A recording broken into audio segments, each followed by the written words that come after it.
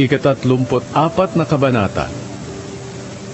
Ang kabutihan ng Diyos. Pupurihin ko ang Panginoon sa lahat ng oras. Ang aking bibig ay hindi titigil sa pagpupuri sa Kanya. Ipagmamalaki ko ang gawa ng Panginoon.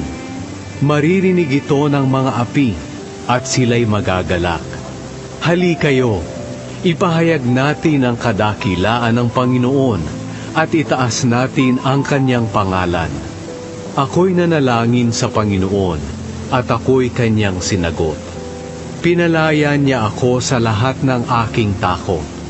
Ang mga umaasa sa Kanya ay nagniningning ang mata sa kaligayahan, at walang bahid ng hiya sa kanilang mukha. Noong wala na akong pag-asa, tumawag ako sa Panginoon. Ako'y Kanyang pinakinggan at iniligtas sa lahat ng mga dinaranas kong kahirapan. Ang anghel ng Panginoon ay nagbabantay sa mga may takot sa Diyos at ipinagtatanggol niya sila. Subukan ninyo at inyong makikita kung gaano kabuti ang Panginoon. Napakapalad ng taong naghahanap ng kaligtasan sa Kanya.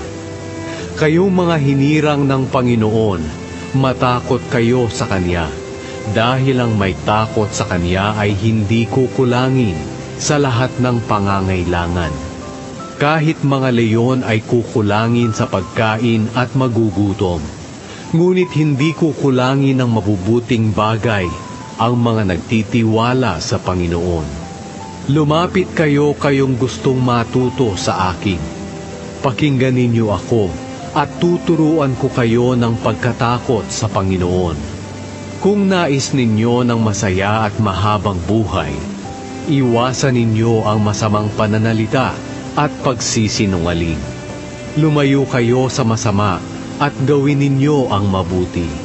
Pagsikapan ninyong kamtin ang kapayapaan. Iniingatan ng Panginoon ang mga matuwid, at pinakikinggan niya ang kanilang mga karaingan.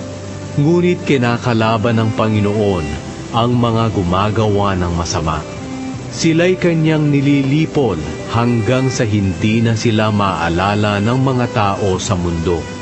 Tinutugon ng Panginoon ang panalangin ng mga matuwid, at inililigtas sila sa lahat ng mga suliranin.